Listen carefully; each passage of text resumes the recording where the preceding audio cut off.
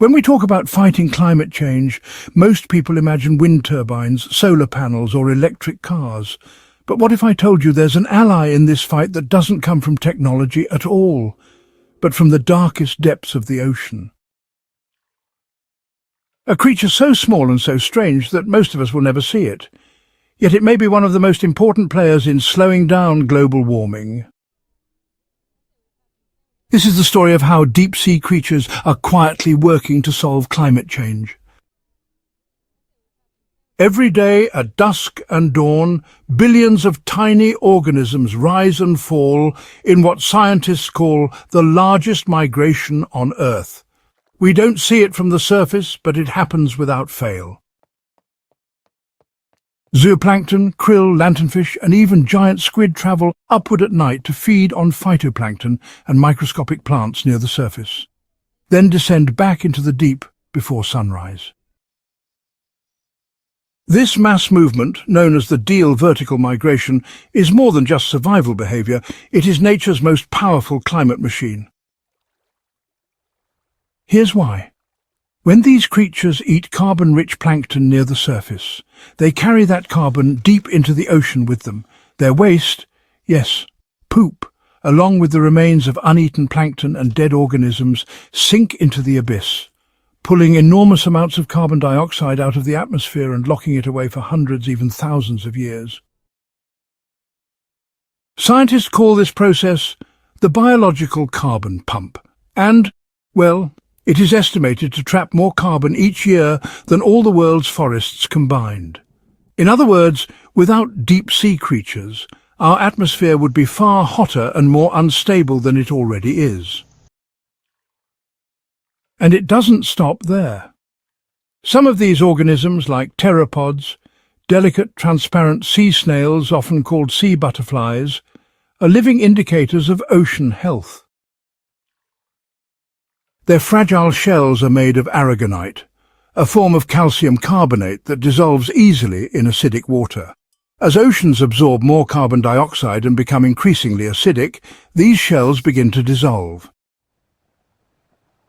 By studying pteropods, scientists can actually measure how fast ocean acidification is happening, making them not just climate fighters, but also climate messengers. But perhaps the most astonishing part of this story is how vast and invisible this process is. Every year, deep-sea creatures are responsible for moving billions of tons of carbon into the depths. To put it into perspective, the carbon captured by these tiny animals is equivalent to the annual emissions of entire industrialized nations. And they do this quietly, without any recognition, in the pitch-black waters of the abyss. Now here's the twist: human activity threatens to disrupt this system. Overfishing of species like lanternfish and krill could destabilize the entire biological pump. Deep-sea mining, which scrapes the ocean floor for minerals, could destroy habitats that are essential for this process. Even noise pollution from ships and drilling can interfere with the migration of these animals, reducing their ability to do the job they've been doing for millions of years. So, the very creatures that are helping us fight climate change may themselves be put at risk by our own actions. And if we lose them, the consequences could be catastrophic: a runaway climate system with nothing left to pull the excess carbon back down into the ocean. But there's hope.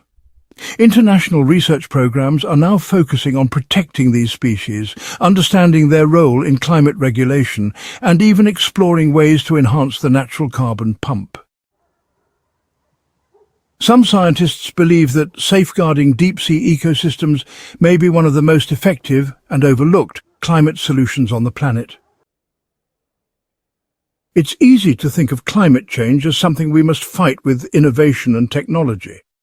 But sometimes, the most powerful solutions are already here, hidden in places we barely understand. So the next time you hear about melting glaciers or rising carbon dioxide levels, remember the unsung heroes drifting silently in the deep sea, creatures that eat, migrate, and in doing so, trap the very carbon that threatens our future.